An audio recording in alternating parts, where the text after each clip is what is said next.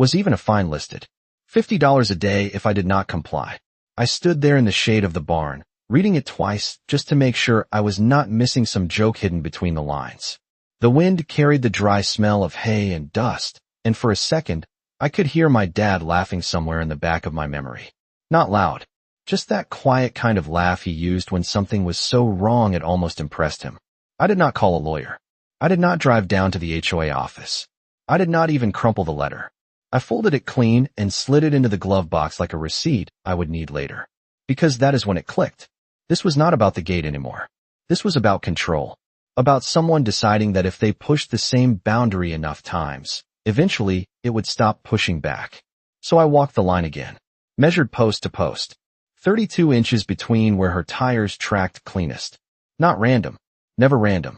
I crouched down, pressed my hand into the dirt where her SUV had carved its path, still warm from the morning sun. The ground told the truth even when people did not. That night, under the hum of a single work light, I started marking spots with spray paint, small dots that meant nothing to anyone who did not know what they were looking for. Distance, alignment, depth. I did not rush. Good work never comes from rushing. And what I was building was not just a fix. It was an answer. One that did not argue, did not negotiate, and did not care how many letters she sent. Because if she was going to keep following the same line every morning, then all I had to do was make sure that line led exactly where I wanted it to end. Steel has a smell when you cut it right. Clean, sharp, almost like the air itself has edges.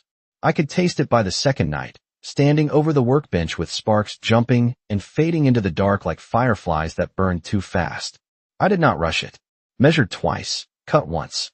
That was the rule. Each post had to be exact, not just in height, but in placement. 32 inches between centers. Just enough to look harmless. Just enough to disappear into the rhythm she trusted every morning. I kept the gate looking the same from the outside. Same bent hinge. Same latch she had learned how to hit just right. From the road, nothing changed. That was the point. People like Brenda do not notice what stays familiar. They only notice resistance. And I was done giving her something to push against. The real work happened below the surface. I rented a post-hole auger from a place 20 miles out, the kind of shop that does not ask questions as long as you bring it back clean. The engine rattled in my hands as it bit into the dirt, each hole going down 3 feet, straight and deep. The soil out here is stubborn, packed tight from years of sun and no rain, but it gives if you keep pressure steady.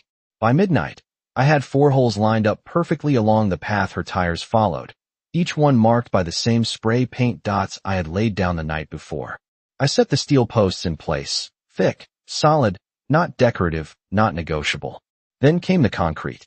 40-pound bags stacked in the truck bed, dust coating my arms as I mixed it with water from the hose, turning powder into something permanent. The smell changed then, from sharp metal to wet cement, heavy and final. I poured slow, letting it settle around each post, tapping the sides to release air pockets the way my father showed me when I was a kid helping him fix fence lines after a storm. You do not leave gaps. Gaps are where things fail. By the time the first light crept over the horizon, the posts were set. Not tall, not obvious. Just enough steel rising from the ground to say this space is no longer yours. I stepped back and looked at it from the road, squinting through the morning haze. The gate still leaned slightly, just like before. The latch still sat at the same angle. Nothing about it told a different story. And that was exactly what I needed. Because this was never about surprising her. It was about letting her do exactly what she had been doing one more time. I wiped my hands on a rag, the grit of dried concrete still clinging to my fingers,